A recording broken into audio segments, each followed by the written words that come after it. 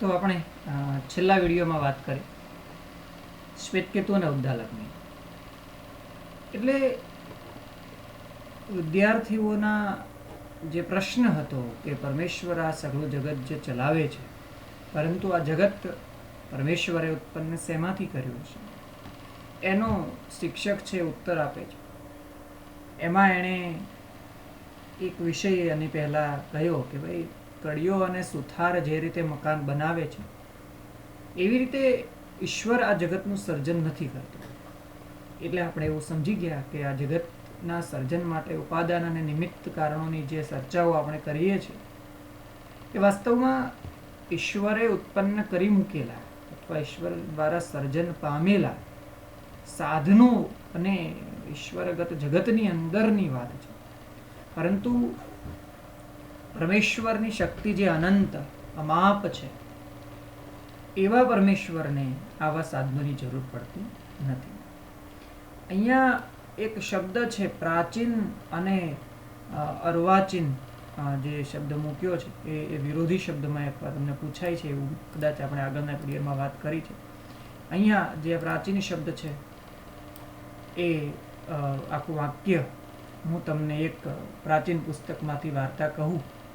એમાં પ્રાચીનનો વિરોધી જે શબ્દ આપણને અહીંયા પૂછે છે, અર્વાચીન એનો વિરોધી શબ્દ છે. એટલે એ આપણે ધ્યાનમાં રાખીશું, જોઈશું. હવે ફરી પાછા આપણે એ તરફ આગળ વધીએ. તો અહીંયા કહ્યું કે આ અનંત અને અમાપ એવા ઈશ્વરને આવા સાધનોની જરૂર પડતી નથી. એના માટે એને પ્રાચીન પુસ્તકનો સંદર્ભ લીધો છે. અને ઉદ્દાલકવાળી કથા એ આપણે અંતે શરૂ કરેલી કે શ્વેતકેતુને ભણવું ગમતું નહીં અને એના પિતા ઉદ્દાલક એને કહ્યું કે ભાઈ, આપણા કુળમાં હજી કોઈ ભણ્યા વગરનું રહ્યું નથી, તેથી તારે ગુરુના ઘરે જઈ વિદ્યા ભણવી જોઈએ, અથવા તું ભણે તો સારું. સંવાદાત્મક વાત છે. એટલે આ કોમળ પણ સચોટ ઠપકાની શ્વેતકેતુના મન ઉપર ખૂબ અસર થઈ. અહીંયા એના પિતાની જે વાત કરવાની શૈલી છે એના બે વિશેષણો છે, કોમળ અને સચોટ. આ બે વિશેષણો છે ઠપકો આપવાના વાતની. આ રીતે એને ઠપકો આપ્યો. એની ભાષા કોમળ હતી અને એની જે વાત કરવાની રીત હતી એકદમ બહુ સ્પષ્ટ હતી. એટલે સચોટ ઠપકાની શ્વેતકેતુની મન પર બહુ ગહેરી એક અસર થઈ, ઊભી થઈ. તે દૂર દેશ ગુરુને ઘેર વિદ્યા ભણવા ગયો. 12 વર્ષ સુધી ગુરુને ઘરે રહ્યો અને અનેક પ્રકારની વિદ્યાઓ ભણ્યો. વિદ્યા ભણીને આવ્યો ત્યારે જાણે બદલાઈ જ ગયો હતો. હવે આ વિષય જરા સમજવા જેવો છે કે ઘરેથી દૂર જઈને એણે શિક્ષણ પ્રાપ્ત કર્યું. સમયગાળો 12 વર્ષ સુધીનો છે. આમ તો પ્રશ્ન બહુ સહેલો થઈ જાય, પણ છતાં જો પૂછે કે શ્વેતકેતુએ પોતાના ગુરુને ત્યાં કેટલા વર્ષ સુધી અભ્યાસ કર્યો, તેનો આપણો આ જવાબ છે એ 12 વર્ષ સુધી આવશે. તો આ એક જરા ધ્યાનમાં રાખશું. અને તેણે અનેક પ્રકારની વિદ્યાઓનો અભ્યાસ કર્યો, અથવા તો તેણે અનેક પ્રકારની વિદ્યાઓ પ્રાપ્ત કરી. આ વિદ્યા ભણીને જ્યારે આવ્યો ત્યારે બદલાવ થયો. આ બદલાવ શું હતો? તો કહે છે કે વિદ્વાન અને ઠરેલ પણ અભિમાની અને અક્કડ દેખાયો. આ બદલાવ જોજો. શ્વેતકેતુ પહેલા ભણવા ગયા પહેલા અભણ અને તોફાની હતો, પણ એનું એક વાત એ હતી કે એ સમયે બિલકુલ નિરાભિમાની હતો. એટલે આ 2-3 પ્રશ્નો થશે કે વિદ્યા ભણ્યા પહેલા શ્વેતકેતુ કેવો હતો, વિદ્યા ભણ્યા પછી શ્વેતકેતુમાં શું પરિવર્તન આવ્યું. આ બહુ મોટું પરિવર્તન છે કે વિદ્યા ભણ્યા પહેલા તે અભણ અને તોફાની હતો. આના કારણે, આ બે જ કારણોમાંથી તોફાની છે એ અહીંયા તમે જોશો કે બહુ મહત્વનું કારણ નથી, પરંતુ એના પિતાની જે પીડા હતી એના અભણ હોવા પર પ્રત્યેની હતી. એટલે એણે કહ્યું કે આપણા કુળમાં કોઈ ભણ્યા વગરનું રહ્યું નથી, એટલે તારે આ ભણવું જોઈએ, એટલે તારે આ અભ્યાસ કરવો જોઈએ. એટલે એનો એ હેતુ તો પૂરો થયો. એટલે એ જે ભણવા માટે ગયો હતો તો 12 વર્ષ સુધી ભણીને એ પોતે એનું જે મૂળ કારણ હતું એમાં એ વિદ્વાન થઈ ગયો. આ કામ અહીંયા વિદ્વાન થયા પછીનું પૂરું થયું. પરંતુ એની અંદર એક ગુણ હતો જે ભણ્યા પહેલા હતો, એ નિરાભિમાનીપણાનો હતો. એમાંથી એ અભિમાની થયો. આ બે વિરોધી શબ્દો છે. એટલે બેમાંથી એક કોઈ જગ્યાએથી મૂકે અને બીજો તમારે લખવાનો થાય.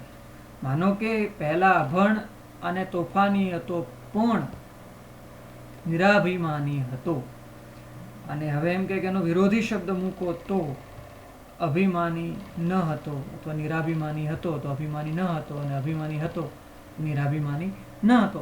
આવા બે સામસામેના શબ્દો તમને પૂછી શકાય. એટલે આ એક એની અંદર પરિવર્તન આવ્યું. સાથે સાથે આ શ્વેત કેતુ એને થોડો અક્કડ દેખાય. આ અભિમાનની ફલશ્રુતિ છે. અભિમાન આવવાથી એના અંદર આવું પરિવર્તન, એના વ્યક્તિત્વમાં આવું પરિવર્તન એના પિતાને જોવા મળ્યું. આ 12 વર્ષ સુધીના વિવિધ વિષયોના અભ્યાસને કારણે થઈને એના જીવનમાં આ પરિવર્તન આવ્યું. પિતાએ જોયું કે છોકરો બહુ ભણ્યો પણ ખરા ધર્મનું, પ્રભુના જ્ઞાનનું શિક્ષણ મળ્યું નથી.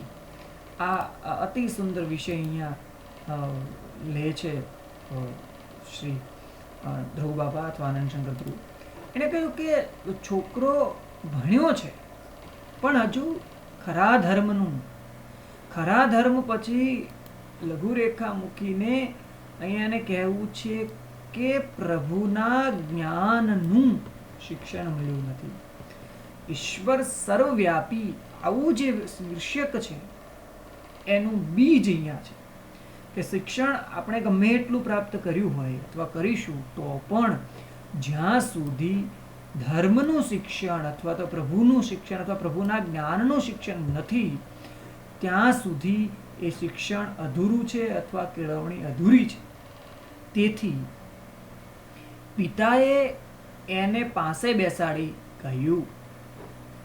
હવે એના પિતાનો સરસ મજાનો એક બાપ દીકરાનો સંવાદ છે જે આગળ પણ ગયો. અહીંયા પણ એની શૈલી એકદમ જે છે એ જેને આપણે કહી શકીએ કે એકદમ રુજુ અને કોમળ હતી અને સચોટ હતી. અહીંયા પણ ફરી પાછો એના પિતા સંવાદાત્મક ભૂમિકામાં એને બેસાડીને તો સંવાદાત્મક ભૂમિકા રચીને એની સાથે વાતચીત કરી રહ્યા છે. એમાં અહીંયા પણ એના પિતા કહે છે કે શ્વેત કેતુ, તારી બુદ્ધિ તો બહુ કેળવાય છે, તું વિદ્યા ભણ્યાનો અભિમાન બહુ રાખે છે, પણ હું તને એક પ્રશ્ન પૂછું, તેના ઉત્તર દે. આ બહુ આ સંવાદના 3 ટુકડાઓ છે. પહેલું સંબોધન શ્વેત કેતુને પોતાના પુત્રને કર્યું, અને પછી કહ્યું કે તારી બુદ્ધિ બહુ કેળવાય છે. આ જે વિવિધ પ્રકારના વિષયોનો આપણે ક્લાસરૂમમાં અથવા બધો અભ્યાસ જે કરીએ છીએ એ બુદ્ધિને કેળવવાની વાત છે, બુદ્ધિના તર્કને કેળવવાની વાત છે. એટલે એ જેટલું તમે વધારે વિષયો ભણતા જશો એમ આપણી બુદ્ધિ કેળવાતી જતી હોય છે. પરંતુ એની સાથે સાથે એની એક સાઈડ ઇફેક્ટ જેને આપણે કહીએ છીએ, અથવા એક બીજો જે વિષય આપણી સાથે આવે છે એ છે અભિમાન. અહીંયા ફરી પાછો નિરાભિમાની શબ્દ વિરુદ્ધમાં યાદ રાખજો, વિરોધી શબ્દોની અંદર. તો અભિમાન બહુ રાખે છે, પણ આ પણ છે ને એ ઉદ્દાલકનો પોતાનો આત્મવિશ્વાસ બોલે છે.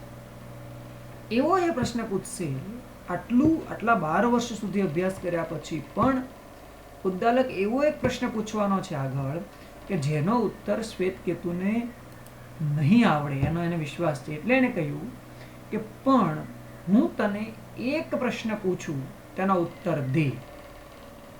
હવે પ્રશ્ન એવો છે કે જે શ્વેત કેતુને તો નથી જ સમજાવવાનો, પરંતુ ઉદ્દાલક એના ગુરુ સુધી જાય છે અને કહે છે કે તે કદી તારા ગુરુને આ પ્રશ્ન કર્યો છે કે ગુરુજી, એવો કયો પદાર્થ હશે કે જે એકને જાણવાથી સર્વ કંઈ જાણવામાં આવી જાય?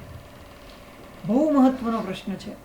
આ જરા ધ્યાનમાં રાખજો. પ્રશ્ન બહુ અગત્યનો છે. ક્યાંક પૂછી લે કદાચ પરીક્ષક કે ઉદ્દાલકને એના પિતાએ શો પ્રશ્ન કર્યો અથવા શો પ્રશ્ન પૂછ્યો, તો આપણો જવાબ છે કે ઉદ્દાલકે શ્વેત કેતુને પ્રશ્ન પૂછ્યો કે તે કદી તારા ગુરુને આ પ્રશ્ન કર્યો છે કે ગુરુજી એવો કયો પદાર્થ હશે, એવું કયું તત્વ હશે, એવો કયો વિષય હશે કે જે એકને જાણવાથી સર્વ કંઈ જણાય, જાણવામાં આવી જાય? આ પ્રશ્ન છે. વિચારો. આ ચિંતનાત્મક નિબંધ છે એટલે થોડું આપણે પણ ચિંતન કરતું જવાનું કે એવું શું છે કે જે એકને જાણવાથી તમે બધું જ જાણી શકો? જગતમાં એવું શું છે? તમે જોશો કે એક આખી પ્રોસેસ, એક આખી પ્રક્રિયા છે. એ પ્રક્રિયાને સમજવા માટે આ પ્રશ્ન છે. પ્રશ્ન શું હતો? મૂળ પ્રશ્ન આપણો હતો કે પરમેશ્વર, જેને તમે સર્વશક્તિશાળી કહો છો, એ આ સમગ્ર જગત કેવી રીતે ચલાવે છે, કેવી રીતે બનાવે છે, શું એના સાધનો છે, શું એનું મટીરિયલ છે? એ પ્રશ્નનો જવાબ શોધતા શોધતા શિક્ષક એક પ્રાચીન ગ્રંથમાંથી એક કથા કહી રહ્યા છે. પ્રાચીન ગ્રંથ કયો છે? છાંદોગ્યોપનિષદ. એની અંદરથી લઈને વાર્તાને એક લૌકિક રૂપ આપીને વાત કરી રહ્યા છે. અને એણે કહ્યું કે ઉદ્દાલક અને શ્વેતકેતુ, પિતા અને પુત્રનો સંવાદ ચાલી રહ્યો છે. આ સંવાદમાં હવે એના ઉદ્દાલક, એના પિતાએ પહેલા પુત્રને ભણાવ્યો, વિવિધ વિષયોનું જ્ઞાન પ્રાપ્ત કરાવ્યું અને પછી પ્રશ્ન કર્યો કે આ તું જાણે છે? અને ઉદ્દાલકનો પ્રશ્ન સાંભળીને શ્વેતકેતુની જે પ્રતિક્રિયા છે એ બહુ સુંદર રીતે આવવાની છે. તો કહે છે કે તે તારા ગુરુને આ પ્રશ્ન પૂછ્યું છે? તો અહીંયા છાંદોગ્ય ઉપનિષદમાં શ્વેતકેતુએ બહુ સુંદર જવાબ આપ્યો છે. અહીંયાનો ઉલ્લેખ નથી એટલે વચ્ચે ટાંકી દઉં છું. તમને મળી જશે, આ વાંચવી હશે તો આ કથા તમને કોઈ જગ્યાએ નેટ ઉપરથી.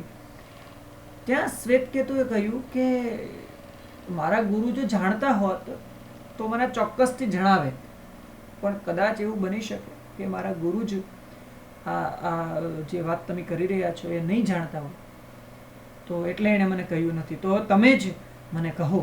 આવો જવાબ ત્યાં છાંદોગ્ય ઉપનિષદમાં આપેલો છે. અહીંયા શ્વેતકેતુ એના પિતાને કહ્યું કે પિતાજી, એકને જાણ્યાથી તે વળી બધાનું જ્ઞાન શી રીતે થઈ જાય? આ પ્રશ્નાર્થ વાક્ય છે.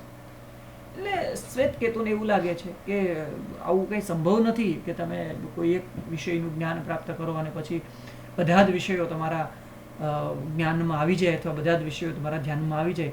આ તો એવી વાત થઈ કે ગણિત ભણો અને વિજ્ઞાન સમજાઈ જાય, ગુજરાતી ભણો અને અંગ્રેજી સમજાઈ જાય, અથવા અંગ્રેજી અથવા ગુજરાતી એક વિષય ભણવાથી તમને એકાઉન્ટ પણ આવડી જાય, સ્ટેટ પણ આવડી જાય, ઇકો પણ આવડી જાય, સમાજશાસ્ત્ર પણ આવડી જાય, મનોવિજ્ઞાન પણ આવડી જાય. એવા પ્રકારની વાત ઉદ્દાલકે કરી. એટલે શ્વેતકેતુ એ આપણે જેવો સામાન્ય જિજ્ઞાસુ છે, અભિમાની પણ થોડો ખરો, એને સહજ રીતે પૂછી લીધું કે આવું તો કેવી રીતે બને કે એકને જાણ્યાથી વળી બધાનું જ્ઞાન થઈ જાય? આવું કેમ? એટલે વિષય ઉપર ઉદ્દાલક એને લઈને આવી ગયા. હવે એને જે વાત કરવી છે આ છે. એટલે પિતા બોલ્યા, ઉદ્દાલક કહે છે, જો ભાઈ, આ માટી છે, આ એક માટીને પૂરેપૂરી જાણી લઈએ તો માટીના ઘડા કે ઈંટ વગેરે જે પદાર્થો થાય છે તે સર્વ આપણે જાણી શકીએ.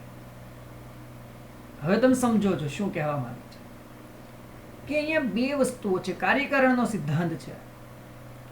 એક વસ્તુમાંથી બીજી વસ્તુ જે બને છે, હવે જે કારણ છે એમ તમે બરાબર જાણી લો તો એ કારણમાંથી બનેલા બધા જ કાર્યો તમે બહુ સારી રીતે જાણી શકો છો અથવા સમજી શકો છો. હવે અહીંયા એને કહ્યું કે જો ભાઈ, આ સંબોધન બહુ સરસ બોધન, પુત્ર નથી કહેતા, ભાઈ વત સંબોધન કરે છે, પોતાના ભાઈને સમજાવતા એવી રીતે. એટલે અહીંયા પોતે જ્ઞાની છે અને શ્વેતકેતુ બહુ અજ્ઞાની છે એવું કંઈ બતાવવાનું હેતુ નથી. એટલે બહુ એકદમ આ સંબોધનો બહુ મહત્વના છે. અહીંયા તમે જુઓ કે એકદમ એવા સંબોધનોનો પ્રયોગ કરે છે જેનાથી એકદમ નિકટતા લાગે. આ આનંદશંકર ધ્રુવની શૈલી છે, કેમ કે આ હિન્દુ ધર્મની બાળકોથી લખી રહ્યા છે.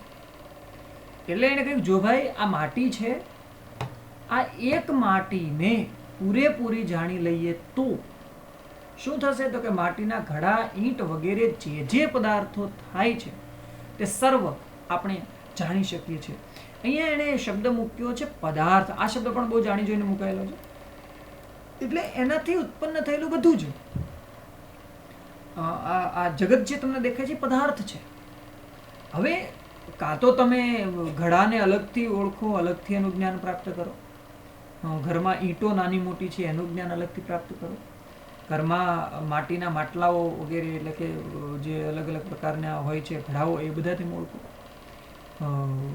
તાવડી વગેરે જે માટીમાંથી બને છે, નાના નાના જેને તમે આપણે જેને કહીએ છીએ કે પૈસા સંગ્રહવા માટેના નાના નાના ઘડાઓ બનાવેલા હોય છે જેની અંદર કોઈને આપણે સંઘરતા હોઈએ છીએ, એ તમે કોઈ પણ માટીમાંથી બનેલા પદાર્થો, કુંડા પણ છે વૃક્ષો માટેના આ બધું જ કાં તો તમે એને જુદી જુદી રીતે સમજી લો, અથવા એક સરળ રસ્તો આપ્યો છે, અથવા તો એની અંદર રહેલી એક માટીને જો તમે બરાબર જાણી લ્યો, આ એક માટી જે છે એને તમે બરાબર જાણી લ્યો, તો પછી આ પદાર્થોને તમારે જાણવાની જરૂર રહેતી નથી, અથવા આને જાણવા માટે વિશેષ પ્રયત્ન કરવાનો નથી રહેતો.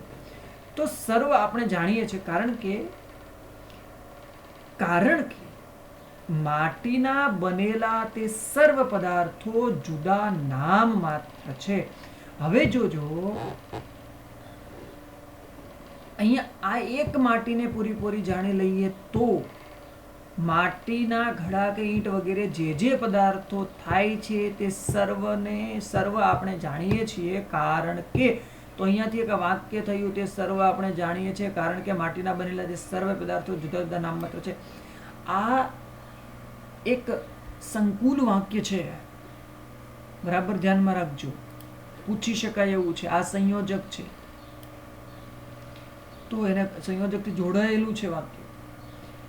તો અહીંયા એ વાત કરી કે માત્ર એના નામ જુદા છે. હવે નરસિંહ મહેતા જે પહેલું કાવ્ય આપણે ભણીને આવ્યા છીએ, નરસિંહ મહેતા આપણને યાદ આવે કનક કુંડળ વાળી જે વાત એને કરી હતી કે જે સોનાના બનેલા પાત્રો છે એમાંથી બનેલા આભૂષણો જે છે એ આભૂષણો દેખાય છે જુદા જુદા, એમાં જે ભેદ છે અથવા એમાં જે તમને જુદાપણું દેખાય છે તે માત્ર ને માત્ર નામના કારણે દેખાય છે. એનાથી વધારે એમાં બીજો કોઈ ફેરફાર નથી, કેમ કે એના સર્જન માટેનો મૂળ પદાર્થ તો એ સોનું છે. એટલે તેમાં ખરી વસ્તુ તો એક માટી જ છે. તે જ પ્રમાણે હવે બીજું ઉદાહરણ છે કે ભાઈ જો આપણે લોઢું તે બરાબર સમજી લઈએ તો લોઢાના બનેલા સર્વ પદાર્થો આપણા સમજવામાં આવી જાય, કારણ કે લોઢામાંથી બનેલા સર્વ પદાર્થો તે નામ માત્ર છે, ખરી વસ્તુ તો લોઢું જ છે. અહીંયા પણ એક ખાસ ધ્યાન રાખજો કે જો અહીંયા એક નિપાત તમને દેખાશે, નિપાત આપણે ક્લાસરૂમમાં ભણી ગયેલા છીએ એટલે એમાં વધારે આપણે સમય નહીં લઈએ. આ નિપાત છે, ખરી વસ્તુ તે લોઢું જ છે. અહીંયા તે જ પ્રમાણે અહીંયા પણ એક નિપાત છે. તો નિપાતને પણ અહીંયા સાથે સાથે જોતા જશો તો આ પરીક્ષામાં પૂછાય એવા નિપાતો છે. તો કે છે કે આની અંદર ખરી વસ્તુ તો તે લોઢું જ છે. આવું કહેવા પડે કે બેનને કંઈ નહીં. હવે લોઢામાંથી બનેલી તલવાર છે, બખ્તર છે, ઢાલ છે, અન્ય કોઈ નાના મોટા ઓજારો છે, આ બધા જુદા જુદા જાણવા જઈએ એના કરતાં સરળ રસ્તો એ છે કે એની અંદર પ્રયુક્ત થયેલા માત્ર ને માત્ર લોખંડને બરાબર તમે ઓળખી લેશો તો એ સાધનોને જુદા જુદા જાણવાની જરૂર નથી.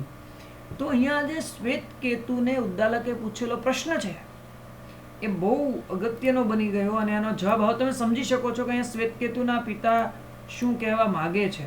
એણે અહીંયા એમ કહ્યું કે એવું શું છે કે જેને એકને જાણવાથી સર્વ જાણવામાં આવી જાય, અને એનો જવાબ આપતા શ્વેત કેતુના પિતા પછી કહે છે કે જેવી રીતે માટીને જાણી લેવાથી એમાંથી બનેલા ઘડા ઈંટ વગેરે ને જાણવાની અલગથી જરૂર નથી, અથવા આ ઘડા ઈંટ વગેરે જેમાંથી બને છે એ માટી જ સર્વોપરી છે, એવી જ રીતે લોખંડમાંથી બનેલા જુદા જુદા ઓજારો છે એને અલગ અલગ જાણવા કરતાં અંદર રહેલું માત્ર લોખંડ જાણી લેવાથી એ પદાર્થ અથવા એ મૂળ તત્વને જાણી લેવાથી એમાંથી જે ભેદ તમને દેખાય છે એ નામ માત્રનો છે. આવું અહીંયા ઉદ્દાલકને શ્વેતકેતુને સમજાવવાનો પ્રયત્ન હશે અને એ પ્રયત્ન અહીંયા દેખાય છે. તો આ આખો વિષય એક અહીંયા હવે આપણને ખબર પડી કે કઈ તરફ જઈ રહ્યો છે. તો આગળના વિડીયોમાં ફરી પાછું આપણે શ્વેતકેતુના એ સંવાદો તરફ જઈશું.